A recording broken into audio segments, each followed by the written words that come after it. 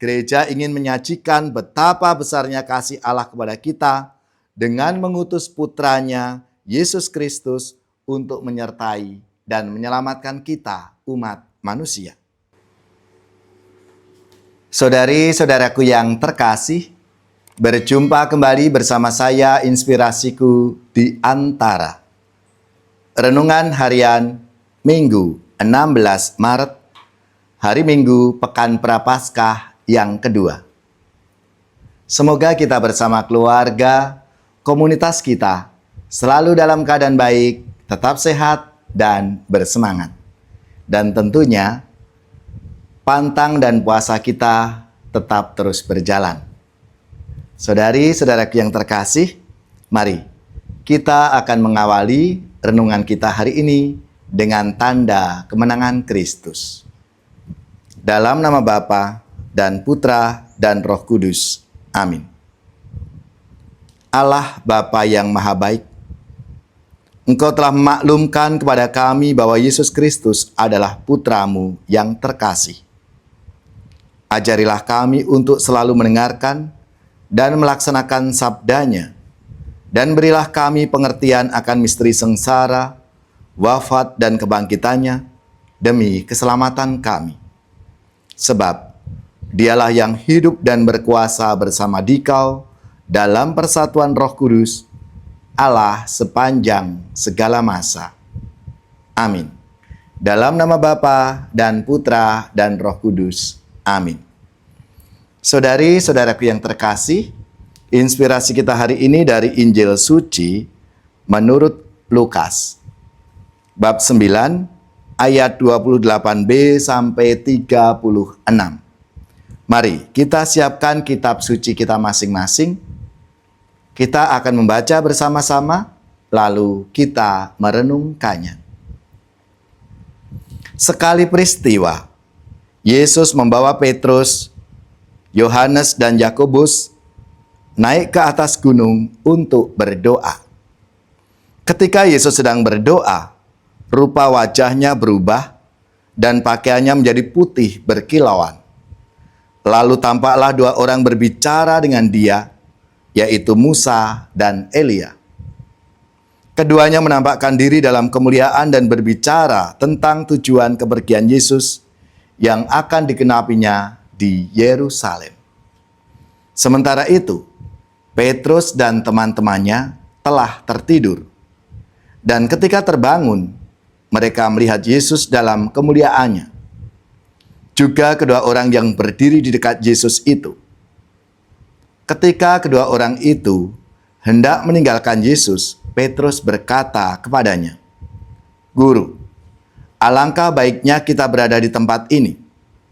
Biarlah sekarang kami dirikan 3 kemah, 1 untuk engkau, 1 untuk Musa, dan 1 untuk Elia." Tetapi Petrus tidak tahu apa yang dikatakannya itu. Sementara ia berkata demikian, datanglah awan menaungi mereka, dan ketika masuk ke dalam awan itu, takutlah mereka. Lalu terdengarlah suara dari dalam awan itu yang berkata, "Inilah putraku yang aku pilih, dengarkanlah dia." Ketika suara itu terdengar, tampaklah Yesus tinggal seorang diri. Murid-murid itu pun merahasiakannya, dan pada masa itu mereka tidak menceritakan kepada siapapun apa yang telah mereka lihat. Demikianlah sabda Tuhan. Terpujilah Kristus.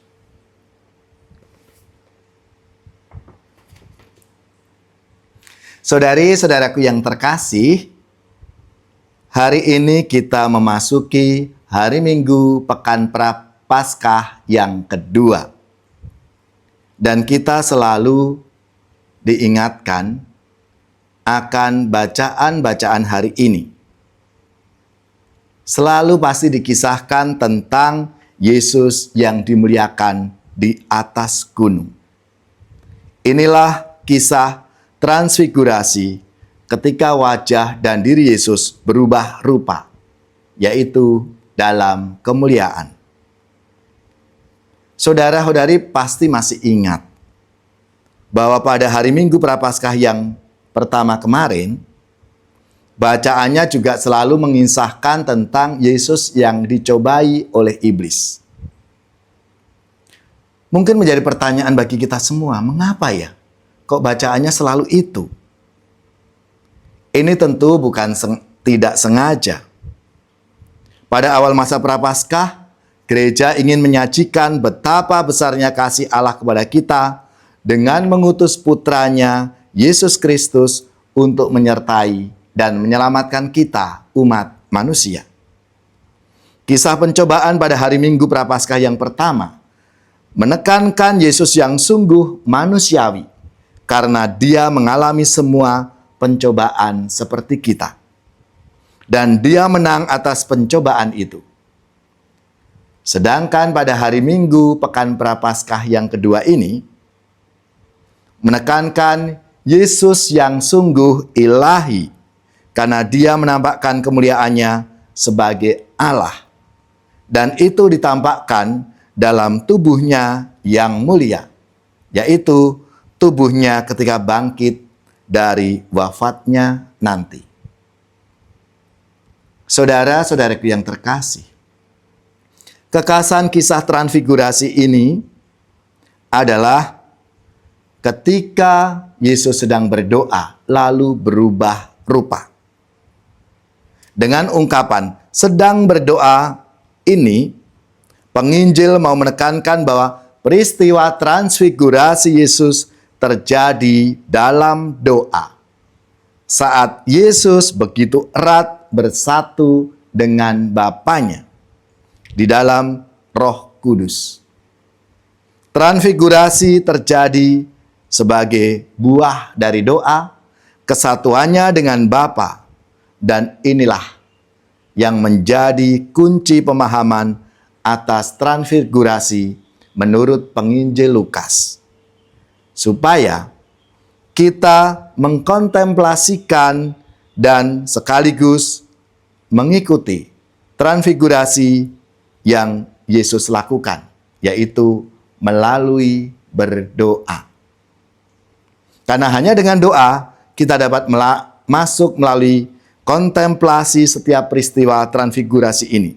Dan sekaligus juga ikut mengalami atau ambil bagian dalam kemuliaan Tuhan kita, Yesus Kristus. Saudara-saudariku yang terkasih, dan tentunya kita yakin, hanya dekat dengan Tuhan lewat doa, seperti ketiga murid, yaitu Petrus, Yohanes, dan Yakobus, kita akan dapat masuk dan ikut mengalami misteri Tuhan Yesus Kristus yang benar-benar menyertai kemanusiaan kita dan menyertakan kita manusia yang rapuh, yang berdosa ini ke dalam kemuliaan kebangkitannya. Artinya, mari kita untuk tidak pernah takut dalam perjalanan hidup kita ini karena tidak mudah. Namun, dalam segala keadaan Tuhan akan menyertai kita. Ini yang harus menjadi kesadaran dalam hidup kita sebagai umat beriman.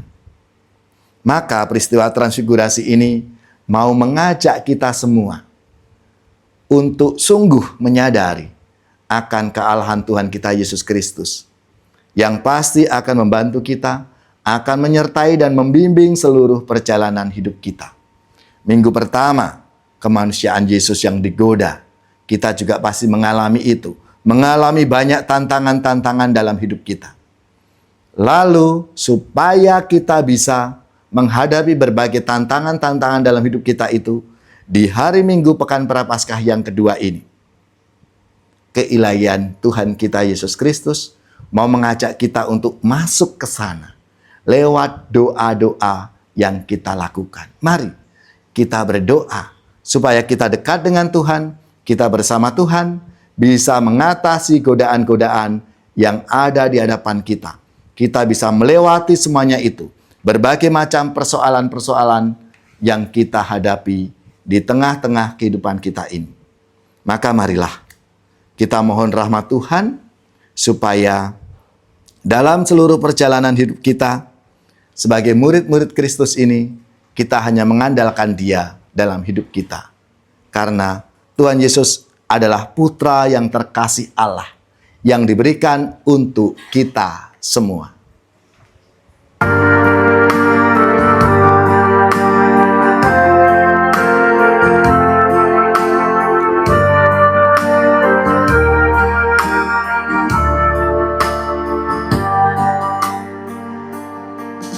Tuhan dikau naungan hidupku, indahkan doaku. Bila hati mengarah padamu, limpahkan rahmat-Mu.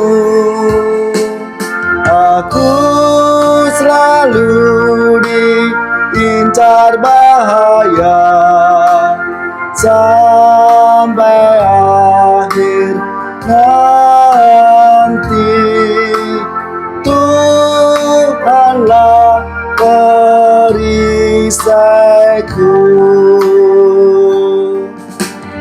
Tuhan, semoga Dikau mendengar tangisan hatiku. Tanganku angkat di hadapan-Mu, pandanglah diriku. Jangan sampai Kau tinggalkan daku sampai akhir nanti. Tuhanlah perisaiku. Jangan Kau pandang noda di hati dan salah hidupku, namun pandanglah niatku ini di dalam karya-Mu. Maka ulurkan tangan bagiku sampai akhir nanti. Tuhanlah perisaiku. Aku percaya akan karya-Mu, Dikaulah bentengku.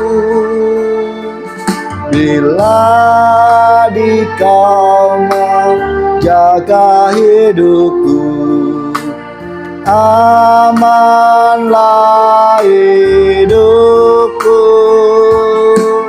Mohon embunkan kasih sayang-Mu sampai akhir nanti.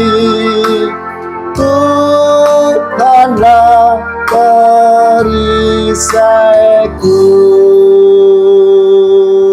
Saudari-saudaraku yang terkasih, marilah kita mengakhiri renungan kita hari ini dengan mohon berkat Tuhan dan kita akan menerima tugas perutusan.